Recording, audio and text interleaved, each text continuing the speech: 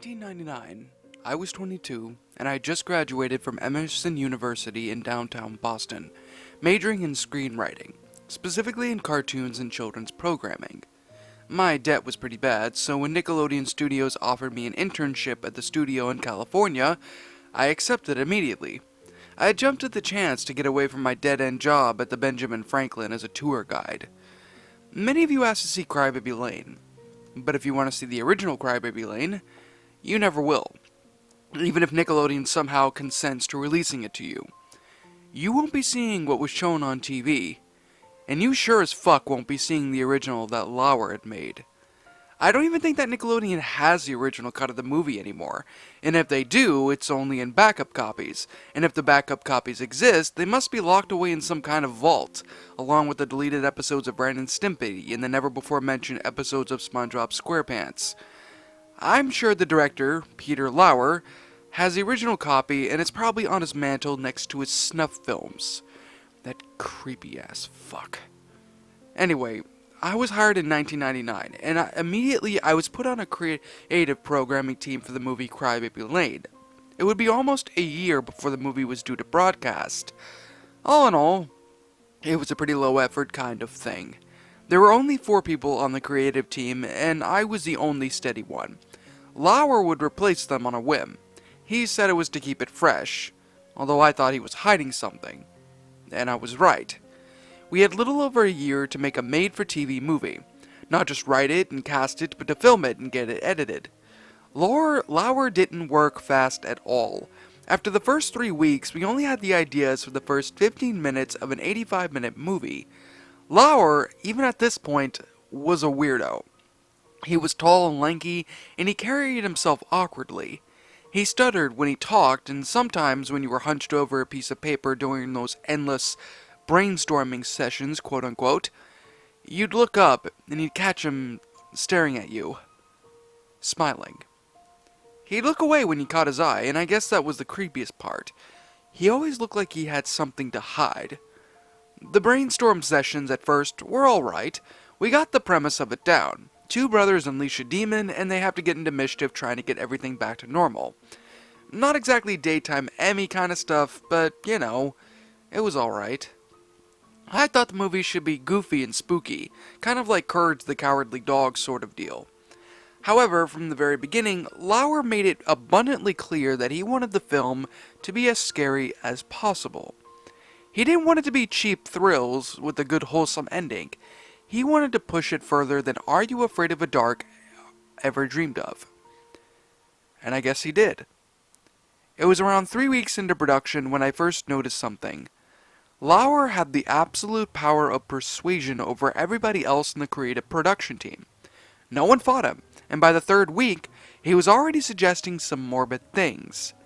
I remember he said he wanted the little brother to die halfway through the movie, getting hit with a dump truck. I immediately shot it down, and I was the only one who said anything, and it stayed that way until I left the studio entirely and never came back. At first, cannibalism and other fucked up shit was kept to jokes and tasteless comments, but as time went on, it became more and more overt. I'd give him an idea, most of the time he would just end up using, like, how about the movie start off with the morbid undertaker who reads him stories? To which he replied, yeah, and then he can cut them up into little pieces and force-feed them to his dog. He made these jokes a few times in the early stages. Then he got serious. He'd stand up like he was Jesus or something, clear his throat loudly and proclaim his idea. I'd be the only one to shoot it down every fucking time. One day, near the end of our brainstorming sessions, Lauer cleared his voice and stood up. We all fell silent, and looked at him, like we normally would. He stood up and said, Gentlemen and females, I have an idea. I remember what he did. He paused and looked right at me as he said, The story will revolve around the legend of a pair of Siamese twins. Have you ever heard of the Donner Party? Everyone nodded, except for me. I didn't like what the conversation was going to. They ate themselves when it got cold. They ate each other. Everyone nodded again. I closed my eyes. What would Siamese twins do if they had nothing to eat? Would one wait until the other twin dies and consume his own sister's flesh? Would they claw at each other's eyes and then until one of them died and then dine upon them like a vulture, tearing at the skin of a dead deer? I don't know. It is an interesting concept indeed. I didn't know what the fuck I was listening to. I opened my eyes and looked around the room, and nobody was fucking moving. Everyone's eyes were on Lauer except for mine. And when I looked at him, he was still staring at me. Children like violence. They revel in it. Children like to be scared, so we'll scare them. Won't we, Johnny? He leaned over the table, getting pretty damn close to my face. His breath smelled like decaying shit. I stared back at him. I think you're fucked up, to be honest. He smiled and backed away. Oh, I'm fucked up, alright. But you gotta be fucked up to survive in this cutthroat world. His grin expanded. Literally. Right now, I'm about to show you some pictures that will spark some of your imaginations. He got up and locked the door from the inside. I stood up and said, "What the fuck are you doing?" "Let's not make any errors in judgment, Jonathan. Sit down." "No, sit!" For some reason, I did. Lauer pulled out one of those shitty overhead projectors. He turned on the switch, and he shouted, in an unusually high and semi-frantic voice, "This is the fucking muse! We need to continue with this pro-fucking-duction. This is what every child should see." His eyes bulged in his head. He put the image down on the glass surface on the overhead.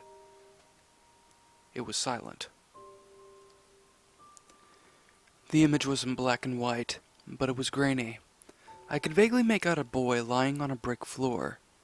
His arms were cut off, and his bloody little nubs black dots. The only thing that was clear was his face. He was bleeding from the mouth. Lauer almost threw the paper off the overhead, slamming down on another one. It was a zoomed-in shot of the boy's face. It was in color this time. The blood trickled down from his open mouth onto the brick floor. His eyes shut, grimy blood underneath his eyebrows and eyelashes. Then his eyes opened, and I screamed. Nobody else in the room did, and it died in infancy, the shrillness ringing in the air. The pupils were completely black. The rest of the eye was normal. The longer I stayed, the more the eye opened, widening and widening until it looked like the skin above the eyebrow and eye sockets was going to rip in half. Then they started to bleed. Blood started as a trickle, and I swear to God I could hear it. More. Now it was like a full-blown stream. More, until the brick on the floor was a lake of blood. I could hear it, like I was hiking and I came across a stream, and now I could smell the kid. I could fucking smell his rot. I leaned underneath my table and vomited. When I rose back up, the images were gone. Everyone else in the room was expressionless. Lauer turned on the lights. "You may go," he said, unlocking the door. I walked through those fucking doors, and I never came back.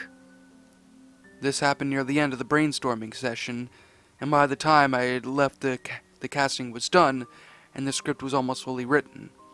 They were desperately behind schedule. I think Lauer planned it that way, so there wouldn't be any time for proper editing. I never watched the real thing when it aired, but I heard from a friend who was working at the editing department that they had to cut a good 15 to 20 minutes of disturbing footage from the film before it was fit to be released. And it was only fit to be released. They didn't have enough time to check the footage frame by frame. I guess he got his wish. Unless they cut every single scene that had the pictures in them. Every child watching Crybaby Lane has an unconscious memory of those pictures. And I weep for them. I really do. They fucked me up. And as I'm writing this to you, it'll be the last thing I ever write before blood splatters all over this computer screen. There's something I should tell you, though, first. Early on, Lauer posed an idea of the two brothers capturing a squirrel, putting said squirrel into a jar, and slowly drowning it before filling the jar with sand and dropping it in the bottom of the pond. Soon after this was suggested, Sandy from SpongeBob SquarePants appeared in Tea at the Tree Dome. Lauer also suggested, and then in one scene of the movie, a man with a squid-like nose would proceed to take off his pants, and then proceed to do a bunch of other things as well, but heavily implied. Squidward soon appeared as a major character in SpongeBob SquarePants. It was suggested that the two be stepbrothers, forced to live in the same house after the first one's mom was found dead in a shallow grave, her body heavily cannibalized by her own husband, a local weatherman. A show with the vague premise, Drake and Josh, started in 2004, and the stepfather was indeed a weatherman. Lauer also suggested that the younger brother have a doghouse in which he keeps various animal carcasses encased in acid that he regularly uses to poison his mother in order to be hurt by his stepfather. As told by Ginger, debuted soon after. A man who captures the souls of his children in a vacuum and sends them to Hades, Danny Phantom. A robot who goes insane on the two brothers, kills one of them, wears his skin, pretending to be the dead brother of the high school. My Life as a Teenage Robot. The list goes on and on. Nickelodeon knows this, and they're continuing the legacy of Lauer, sometimes subtly, sometimes overtly. And there is nothing you nor I can do about it. And that, my little shadows, was Crybaby Lane, a Crybaby Lane lost movie creepypasta. My final thoughts on the story? This is probably one of the most messed up stories that I've read, and for some odd reason, I don't hate it. Now, before I actually get into the review itself, I do want to say that yes, this is a real movie. Yes, a lot of things that were said in this creepypasta are very much true. Specifically with the startup of the story being about two Siamese twins. Basically, it's a really messed up kind of movie, but at the same time, it's honestly the kind of movie that I think a lot more people would sit there and, more people should see. And, as much as Lauer is a complete and utter psychopath, I actually have to agree in a sense with some of the things that he said. Kids want violence. Kids like violence. Kids like all this kind of crazy stuff. I mean, violent video games, things like that. People revel in this kind of thing. Not because they're violent themselves, but because it interests them. And I agree. If that's something that people want to see, if that's what kids want to see, then give it to them. Kids, of course, like to be scared. So, why not scare them? That's something that I actually have to say I agree greatly with the storyline, because it really kind of, I don't know. Maybe it's because of the fact of everything being extremely soft nowadays in 2019, but I mean, I do remember that way back then you could sit there and do this kind of edgy stuff and not be penalized for it. But now, I mean, if you even so much as sit there and even make fun of somebody, you're likely to get a lot of heat from people. And it's an extremely shameful kind of thing that's going on with society. Now, with that said, like I said, I do agree with some of the things that Lauer did say in the story, even though it's very likely fictional.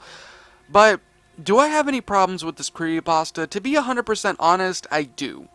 For one, with the story, is the fact of the matter that, some parts of this just didn't exactly make a lot of sense. At least in a realistic kind of manner. I mean, for one, everybody who's anybody, unless Lauer specifically made it that way, would very likely not even approve something like this. There's no rhyme or reason for any of this to ever be considered approval material. There's no way that it would ever be that case, at all. Another thing too is, and look, I have no problem with this in general, but I think that the swearing is a little bit overdone in this. I have no problem with incorporating swearing in creepypastas and things, but to me, honestly, it just seemed like it was done more along the lines of overkill. I mean, you can't even sit there and read at least a few sentences without there being profanity or whatever being used. I mean, yeah. I mean, granted, I don't really have too much of a problem with it. It's a very minor one, but it's still kind of there. And kind of tone it down just a little bit. That's like one of the things I can say. Just kind of tone it down. You know, put it where it's necessary. Don't just put it wherever it is because, you know, you can. You know, put it at places where it's necessary and it actually helps increase the you know, the whatever it is, dramatic effect or whatever it may seem to be. I don't really know. Now, the rest of the storyline itself was pretty decent, to be honest. Other than that, now, of course, we're going to get to the part where I think a lot of us have a bit of an issue, and that's the part where the image was shown. I mean, it was a pretty screwed up kind of picture. I mean, there is no way in heck, there is no way in hell that Lauer would have been able to do that. I mean, that's snuff right there, people. That is crazy snuff. There is no rhyme or reason whatsoever for any of that to even be there. I mean, granted, Lauer's messed up in the story, so I guess I can kind of believe it, but there's no reason that would have even been remotely approved of, or he wouldn't have been fired for showing that kind of thing. I mean, granted, there's being, you know, dark and mysterious, and then there's doing this. But I think what's the most illogical thing within the storyline is the fact that apparently the image moves, despite the fact that it's an overhead projector. For anybody who doesn't know what those things are, which I'm sorry if that is the case, basically what it is, it's a light projector. You put a piece of paper down. There's like specifically made paper or like cases that you put it on there, and there's like a little bit of a light that reflects that onto that reflects the actual page itself onto a whiteboard. That was something very common before the electronic projectors became a thing. That's basically what exactly the overhead projector is. I mean, I don't think I really need to explain it, but you'd be quite surprised how many people don't even know what half some of these things are. Oh boy, man, do I wish we could sit there and have like the 90s kind of thing back, people. Seriously. Oh god. Anyway, I'm not gonna get into a rant style video with this. I mean, but what I was getting at with what I was saying is that there's no reason for this. There's no reason for the storyline itself to have the image moving when it's in an overhead projector.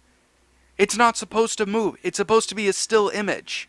I mean, unless, you know, there was if there was more and more and more and more pictures being thrown onto it to simulate animation or something like that, then I could believe it.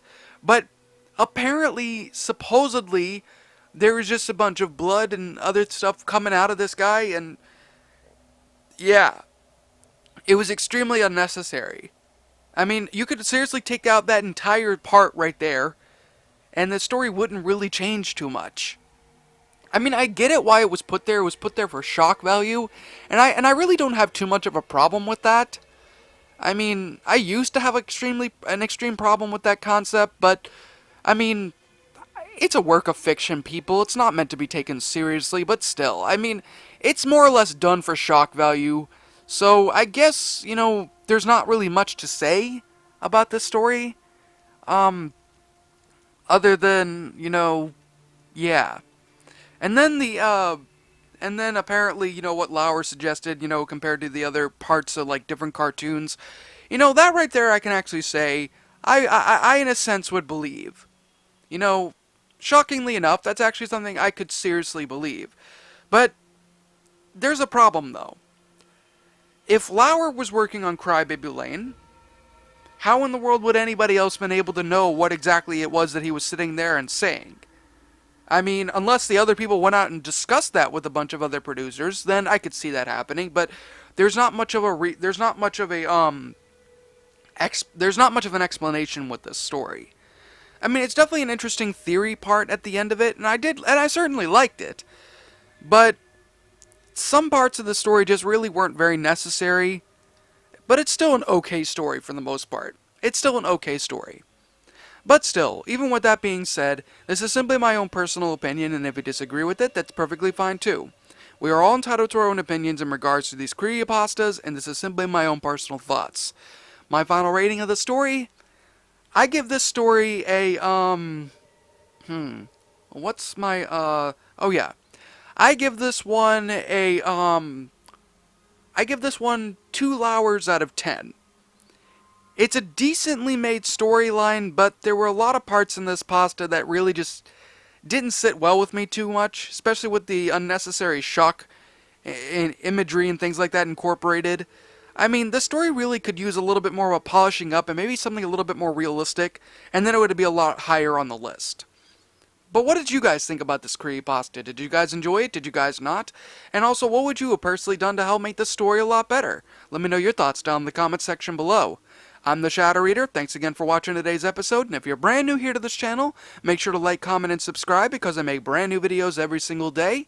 And of course, like always, roll the outro because I'm out. In fear and surprise as your eyes widen, your mouth goes dry with each battered breath. You try to scream, your mind begs to leave. Glued to your computer screen, the killers they slash, the tapes burn and crash. The cartridge you bought will be your final haunt. The rituals of hate will seal your fate. The tears you shed will be from the fear-gripping horde-driven nightmarish gore-filled, terrorizing, hateful, burning, violent, rage-inducing, knife-slashing, blood-splattering, silent screams. Only time will tell if you will escape this online hell. Your horror-filled obsessions will come with its own regressions. Your pathetic screams will not be heeded in any way, because your nightmares will come at any day.